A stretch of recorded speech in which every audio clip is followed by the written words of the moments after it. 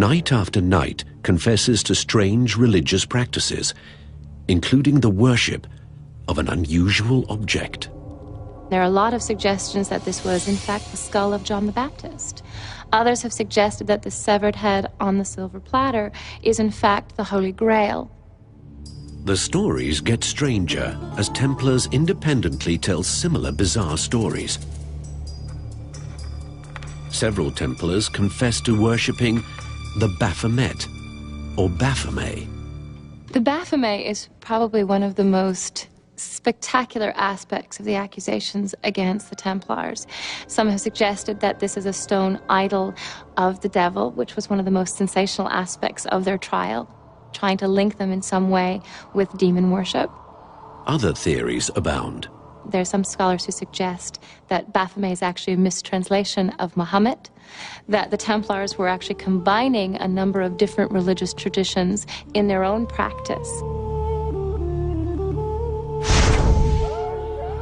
Thousands of Templars served for many years in the Holy Land. Some may have secretly absorbed religious beliefs from the Muslims, like reverence for the Prophet Muhammad, or Baphomet. The strange term still mystifies historians.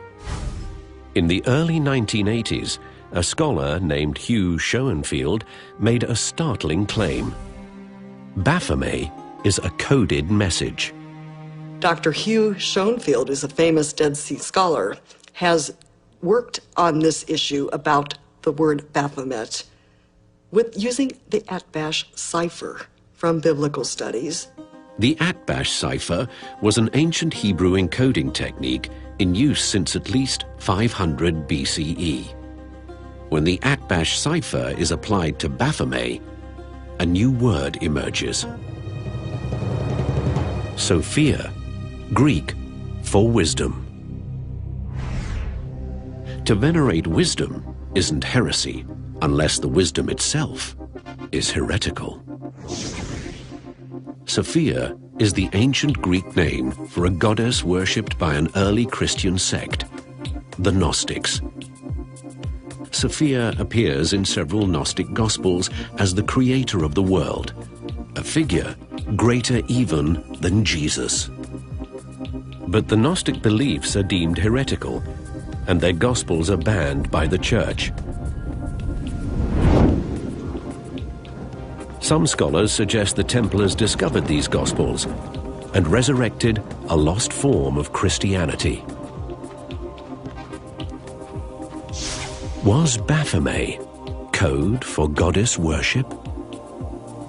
Here, two theories converge. Some Gnostic Gospels say the goddess Sophia came to earth in the body of Mary Magdalene.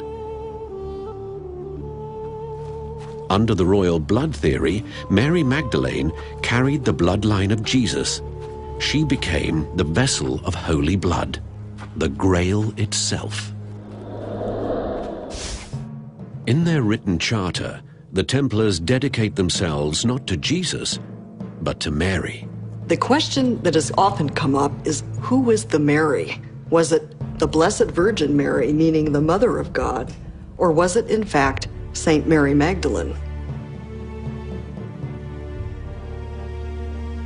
If the Templars worshipped Mary Magdalene as equal to Jesus, it's one of the worst kinds of heresy. The question still lingers. The Templar Charter is dedicated to Mary, but doesn't say which one, or whether she was worshipped as a goddess. Again, there are unanswered questions, yes, but there isn't yet any documentable evidence that the Knights Templar worshipped Mary Magdalene. It's just not there. Under torture, the Templars may have confessed to practicing a heretical goddess religion, worshipping an idol, or even worshipping a human head.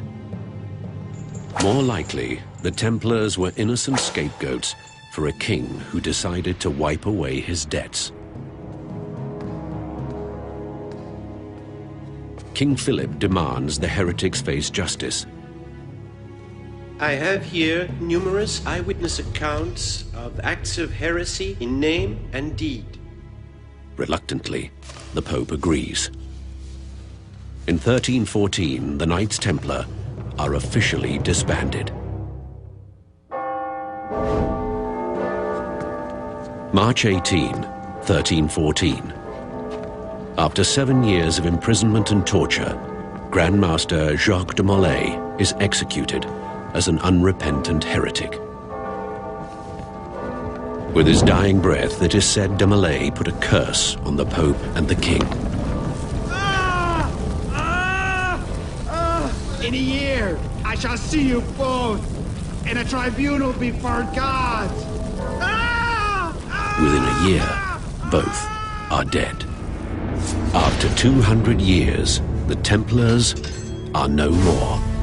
Their castles are taken, and their great wealth mysteriously disappears. The Templar treasure that King Philip le Bel had seen with his own eyes, by the time his men got there to take possession of it, it had vanished.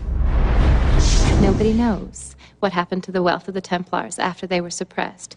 It has been suggested that 2 great carts of treasure were carted out of Paris right before their final arrest on Friday the 13th. And from that point onwards, the Templars vanished from the record.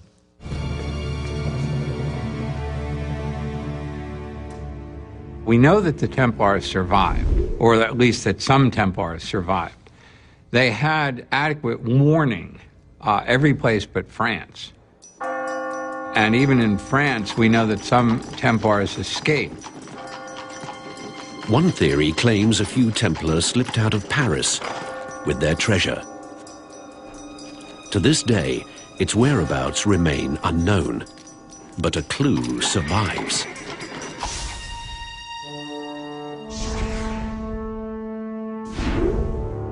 This is Rosslyn Chapel near Edinburgh, Scotland. In the thriller The Da Vinci Code, the chapel appears as one of the key clues to the hiding place of the Holy Grail. A medieval church and a lost treasure may be linked by one man. Rosslyn Chapel, this magnificent building, was built in 1446 by William Sinclair. Sir William Sinclair is an enigmatic figure. Though he built the chapel almost 150 years after the Templars were officially disbanded, it has a tremendous amount of Templar symbolism. 2 riders on a single horse is a symbol of the Templars. It appears in Rosslyn. As does the Templar seal, the Lamb of God holding a cross.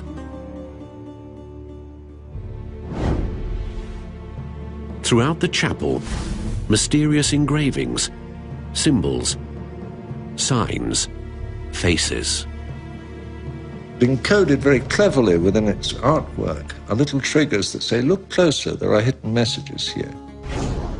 The predominant floor plan for medieval churches was the shape of the cross, but Rosslyn's design appears to be modelled after another famous structure.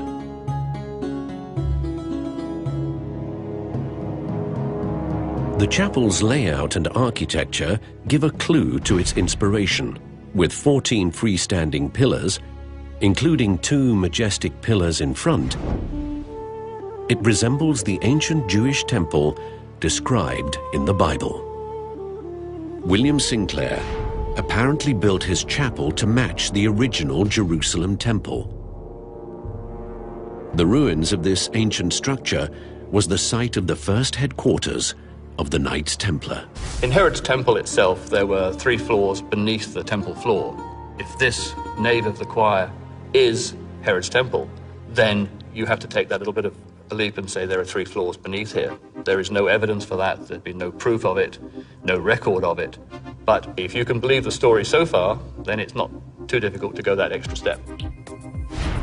More evidence links the chapel to the Templars. Some have theorized that there may be sealed chambers or vaults below Rosslyn Chapel. They may hold one of the world's greatest mysteries, the Templar treasure, the Holy Grail, or perhaps nothing at all. The secret has been speculated on, anything from the mummified head of Christ to the Ark of the Covenant, to possibly scrolls from the Temple of Jerusalem, but no concrete